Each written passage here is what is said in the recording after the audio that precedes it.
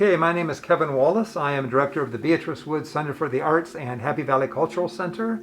We are here in Upper Ojai, and we are in Beatrice Woods studio.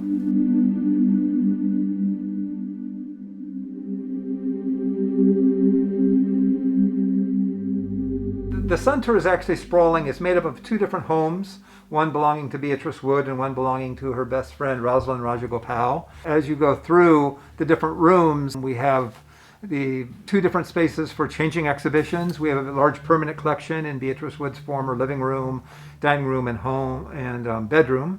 And then we do changing shows and performances in Rosalind Rajagopal's former home. And the place is just sort of sprawling. We have her library, study center in the back.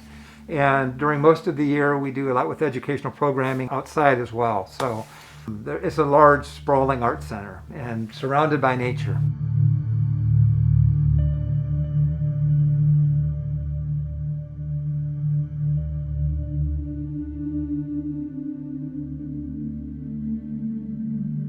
This is Beatrice Wood's studio. This was her favorite place. This is where she was happiest when she was in here working alone and focusing on her work. So we maintain it as she left it in terms of where all of the tools are, the wheels, the kilns, the glaze materials. It's a living museum, essentially. At the same time, this is the center of all of our educational programming in ceramics.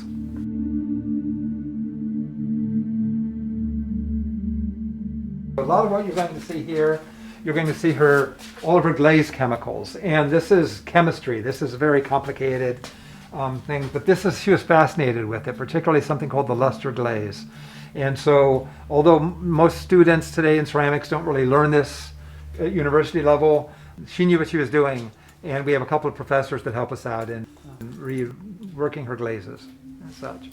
So these are all different stains that she would use. She liked to use something they're called Mason stains, which she originally worked in watercolor and gouache, so they work very similarly and are true in color. She had all these wonderful tools. Some of these look like sort of ancient weapons or something. So these are all of her original tools here. And then in here, I'll show you is her kilns.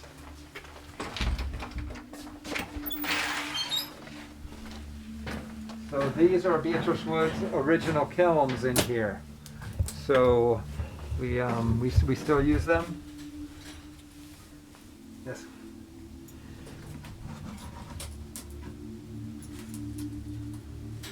And of course, more materials. It says she lived to 100. She lived and worked to 105, but it's as though she thought she better be prepared for the next 100 years. We have more material than we'll ever be able to use here. And this is her gas kiln. So there's an electric kiln and a gas kiln that she used. So this is Beatrice Wood's original electric kiln. This is where she did most of her luster firings that are now in museums all over the world. And all sorts of different materials used to create her glazes. And her original molds. We have all of her original plaster molds that she used to create some individual work, in some cases the different figures that would appear on her vessels.